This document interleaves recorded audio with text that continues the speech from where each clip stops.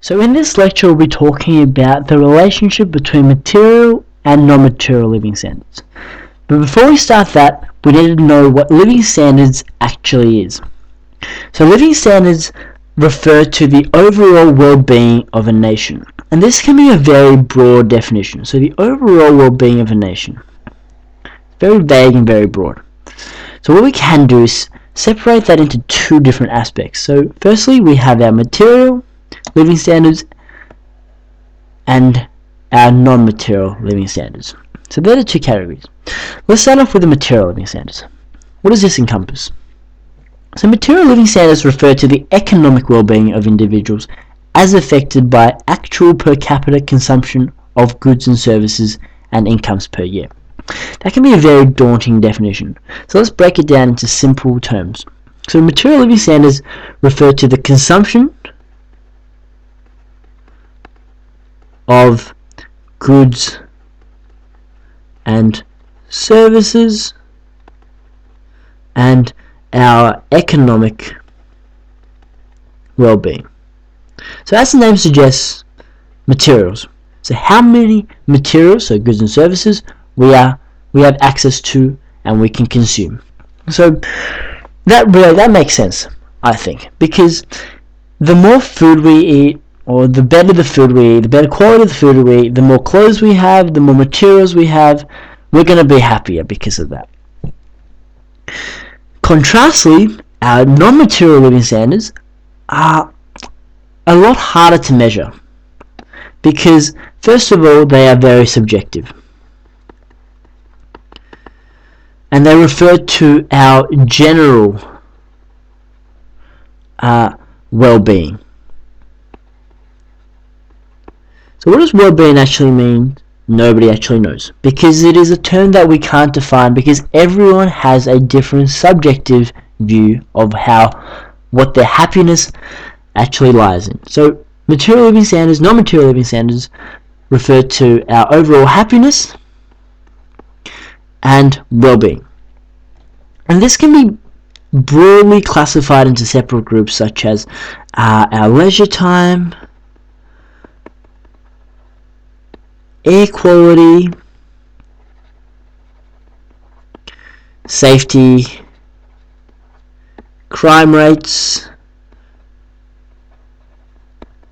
which are hopefully low, political freedom,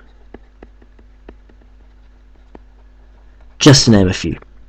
So I can't really go through all these different qualitative characteristics of our non-material living standards, but here are just 5. So 5 different characteristics that you can refer to. So leisure time, air quality, our safety, that looks more like a V, but it's an S, our safety, crime rates, and political freedom.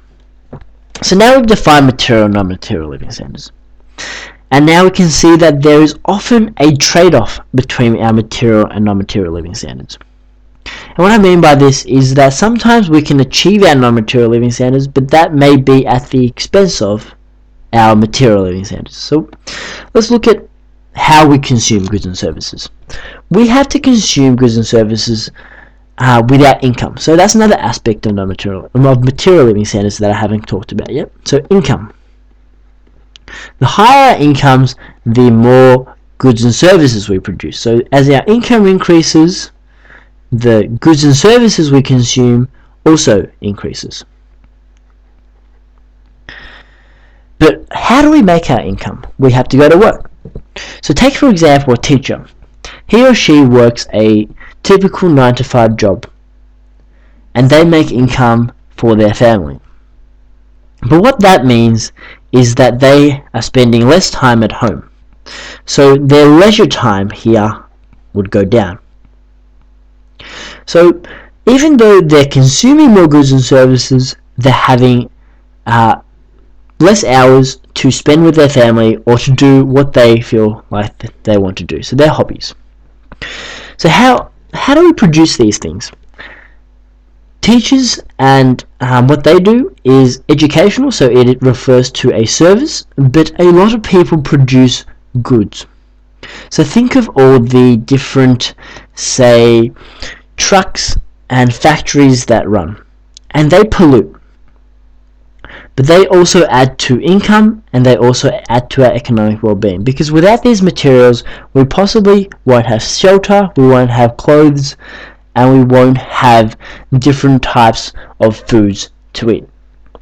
So here, even though our consumption of goods and services improves, our air quality decreases because of the pollution that is emitted by trucks.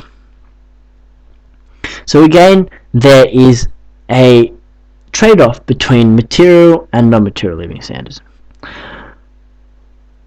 So what I hope that you can take out of this lecture is that if we increase material living standards,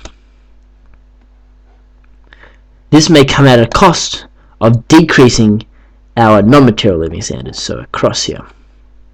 But if we want to spend more time with our family, produce less, so therefore pollute less, then we can actually improve our non-material living standards. But that means we're going to have less income and therefore have a lower purchasing power to consume goods and services, which will dampen or decrease our material living standards, so across there. So there lies the trade-off between material and non-material living standards. And what economists tend to do is they try to seek a solution where our material and non-material living standards are both maximized. And that was something that we talked about in the previous lecture, with economics being a study of choice and how we maximize our living standards. But sometimes now we can see that living standards can not be so easily maximized, as there is often a trade-off between these two types of living standards.